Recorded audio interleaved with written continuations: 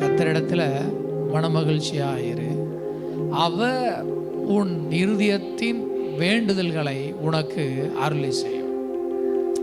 நம்ம மகிழ்ச்சியா இருக்கிறத பார்த்து இருதயத்தினுடைய வேண்டுதல்களை பதிலாக தருகிறார். நான் ஆண்டவர்கிட்ட பார்த்து ரசிக்கிற ஒரு காரியம் இருக்குது.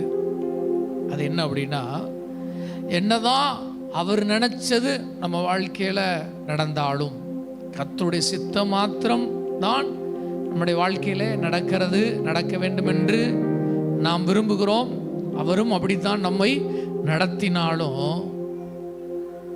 சில நேரங்களில் நம்முடைய மன விருப்பங்களையும் நம்முடைய வாழ்க்கையில அவர் நிறைவேற்றுகிற தேவனாக இருக்கிறார். 2 வசனம் சொல்றேன், கரங்களை உயர்த்தி ரிசீவ் பண்ணிக்கோங்க. சங்கீதம் 20, அவர் உமது மன விருப்பத்தின்படி. ஆமா, பல நேரங்கள் அவர் விருப்பம்தான் நம்ம வாழ்க்கையில நடந்தாலும் சில நேரங்கள் வரும், சில சீசன் வரும், அவர் உமது மன விருப்பத்தின்படி உமக்கு தந்தர்லி உம்முடைய ஆலோசனையெல்லாம் நிறைவேற்றுவாராக. சங்கீதம் 20:21 மறுபடியும் அவர் உமது மன விருப்பத்தின்படி உனக்கு தந்தர்லி உன் உதடுகளின் விண்ணப்பத்தை அவர் தள்ளாது இருக்கிறார் என்று வசனம் சொல்லுது.